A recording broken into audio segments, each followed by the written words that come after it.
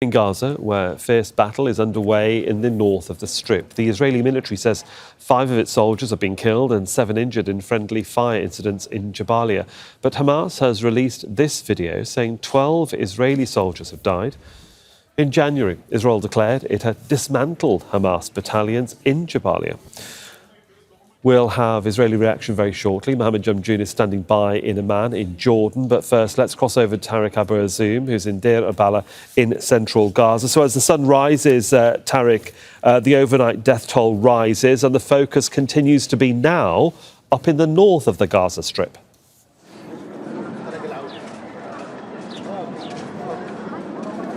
Yeah, that's right, Sohail. The Israeli military is completely focusing now in 2 main areas across this Strip, Jabalia in the north and Rafah in the farmost south city in this Strip. Now, in the north, Jabalia is considered to be, from the Israeli perspective, one of the strongest stronghold of Hamas movement, where they are trying to chase all the Palestinian armed troops there in order to militarily dismantle the fabric within that area.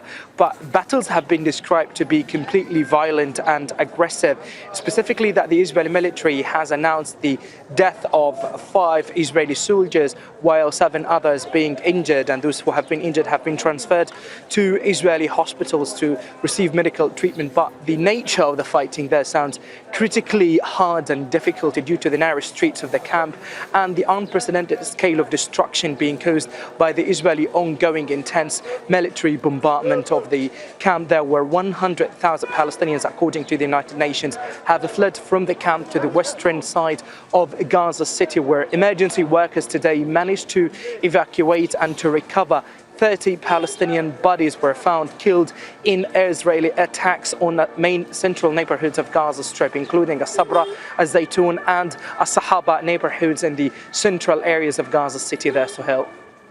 Tareq Azzoum there for us with that update. Thanks very much, Tareq. He's there in Deir el-Balah. Let's cross over to Amman in Jordan, where Mohammed Jamjoom is standing by for us. Hi, Mohammed. Deaths of those Israeli soldiers up in the north do affect the public perception of what's going on, really, in Gaza, and it causes ever-growing arguments, it seems, within the Israeli government too.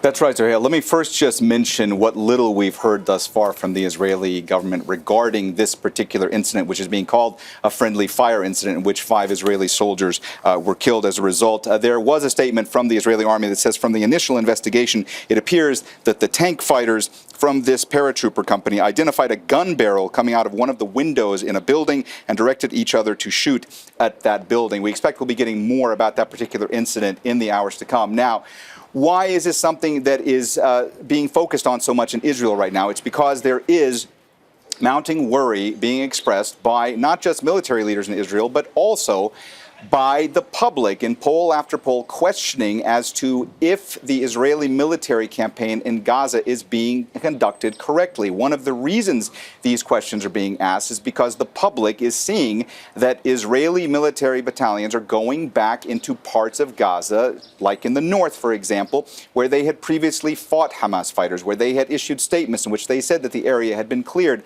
of Hamas fighters. So this is really showcasing to the Israeli public that the military campaign in Gaza is not going nearly as well as they had said it would.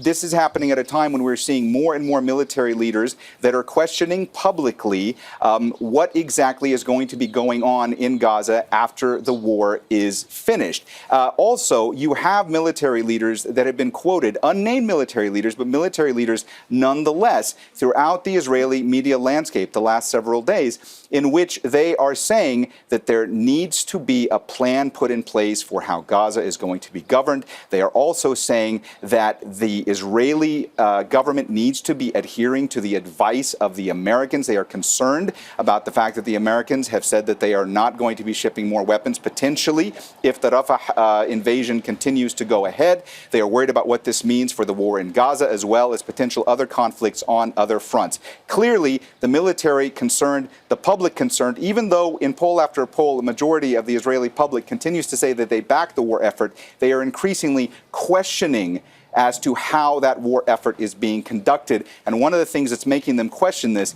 is the fact that they are seeing more and more soldiers killed, and they are seeing more and more military units go back into areas that they had previously said they had cleared of Hamas fighters. Sohail? Mohammed Jamjoom there for us in Amman in neighbouring Jordan. Thank you. We're just going to remind you that Mohammed Jamjoom is covering that story from Amman in Jordan because Israel has banned Al Jazeera. So we're reporting from outside of Israel. Make sure to subscribe to our channel to get the latest news from Al Jazeera.